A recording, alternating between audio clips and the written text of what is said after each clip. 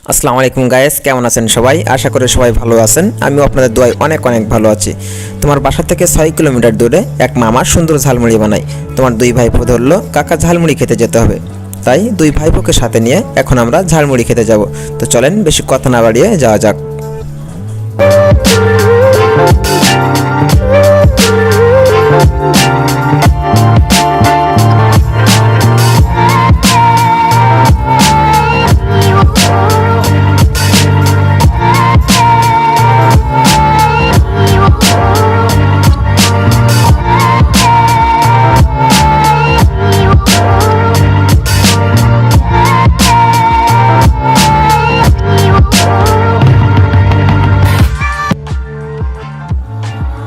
তো বন্ধুরা, আমরা এখন আমাদের গন্তব্যস্থানে পৌঁছে গেছি। এসে দেখি এখানে অনেকেই সিরিয়ালে বসে আছেন মুড়ি খাওয়ার জন্য। এখানে অনেক দূর দূরান্ত থেকে মুড়ি খেতে আসেন সবাই। আমরাও ঝটপট অর্ডার দিয়ে বসে পড়লাম, দেখি আমাদের সিরিয়াল কখন দেয়। এরপর আমাদের সেই বিখ্যাত ঝালমুড়িওয়ালা মামা ঝালমুড়ি মাখানোর জন্য উপাদানগুলো বালতির ভিতর দিচ্ছে। তেল কাসন দিচ্ছে প্রথম, তারপর দিচ্ছে বিট লবণ, অন্য একটি বিট লবণ দিচ্ছে। এরপর কাগজি লেবুর রস ভালো করে চেপে রসগুলো বালতির ভিতর দিয়ে দিচ্ছে। এরপর কাঁচামরিচ ও ধনে পাতাগুলো কুচু কুচু করে কেটে নিচ্ছেন।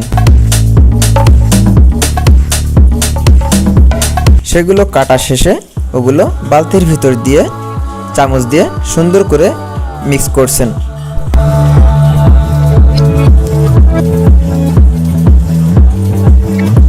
এরপর কিছু পরিমাণ ছোলা বালতির ভিতর দিয়ে আবারও মিক্স করছেন। মিক্স শেষে কাগজের পেপারে মুড়িগুলো দিয়ে বিতরণ করছে কাস্টমারের কাছে।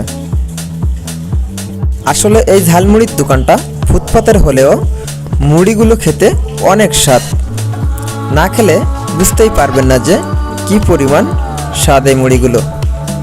প্রায় 10-15 মিনিট হয়ে গেল, কিন্তু আমরা এখনও আমাদের মুড়ি হাতে পাইনি। অনেকেই খাচ্ছে আর সেগুলো আমরা দেখছি। কিছুই করার নাই, দেখি আমাদের কখন দেয়। দেখতেই তো পাচ্ছেন অনেকেই সিরিয়ালে মুড়ি নেওয়ার জন্য দাঁড়িয়ে আছে। এখন তো আমরা মুড়ি খাওয়ার ধৈর্যই হারিয়ে ফেলছি। দেখছেন তো কি অবস্থা আমাদের ফেসের। এ হলো আমার এক ভাইপো, এ হলো আমার আর এক ভাইপো। অবশেষে 20 মিনিট পরে আমাদের সেই কাঙ্ক্ষিত মুড়ি হাতে পেলাম। আগে খেয়ে টেস্ট করে দেখি আসলেই কেমন স্বাদ। আমার দুই ভাইপো মুড়িগুলো খাচ্ছে আর আমি ওদের ভিডিও করছি।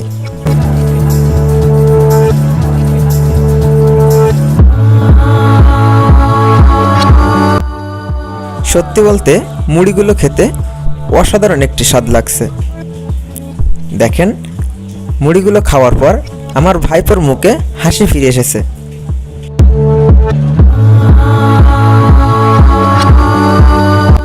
তো ঝালমুড়িটা খেতে অসাধারণ স্বাদ লেগেছে।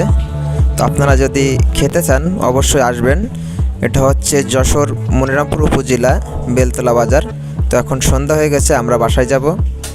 তো সবাই ভালো থাকবেন, সুস্থ থাকবেন, আর আমাদের চ্যানেলটা অবশ্যই সাবস্ক্রাইব করবেন এবং আমাদের ফেসবুক পেজটি ফলো করতে ভুলবেন না। আল্লাহ হাফেজ।